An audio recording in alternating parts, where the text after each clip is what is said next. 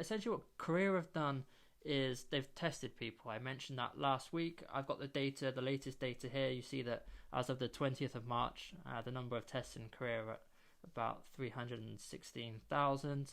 I don't remember off the top of my head the population size of Korea. I think it's around about 40 million, but I could be way out with that. It's not a massive, massive country. Obviously nothing like the size of the US or China or whatever. So as a percentage of the people that have been tested, Korea is certainly way out on its own. But it's not just in testing people that Korea have had the success.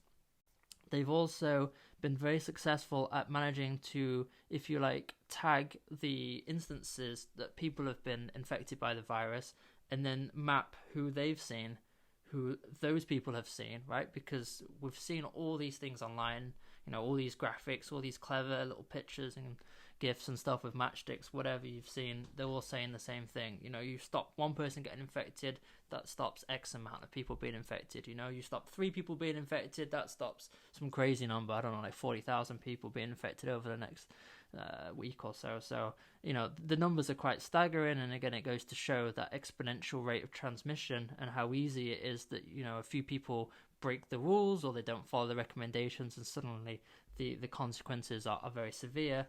But what Korea have managed to do is not just understand that as a principle, but they've managed to go in and look at and try and trace those accounts. So as soon as they see someone that's ill, they go in, they speak to them, they work out basically very scientifically who they've seen, they go and find those people, they lock them down, and they're tracing the virus all the time. So they're very much able to trace it back to its source, right? Which I think was some electronic stores, some cafe or something. I don't remember exactly what the business was, but there were 4, I think, students from China that came, and they were the ones. So they managed to find patient 0, if you like, that origin of the source of the virus in their country. They were able to track those people down, and then from there they've kind of been able to look at the whole kind of stem, like almost like a tree diagram, where you start here and you go there and then there and there, and it breaks down into all the hundreds of thousands of branches, and they've been able to kind of track that. And that's made a huge difference because, using that kind of mapping, they've essentially been able to isolate the problem and kind of freeze it in its tracks. Now, that's a very advanced thing that most countries in the world don't have the ability to do. But when we look at what Japan have done, it gives you a bit of an understanding culturally of how some countries have got inherently more of an ability to fight this than others.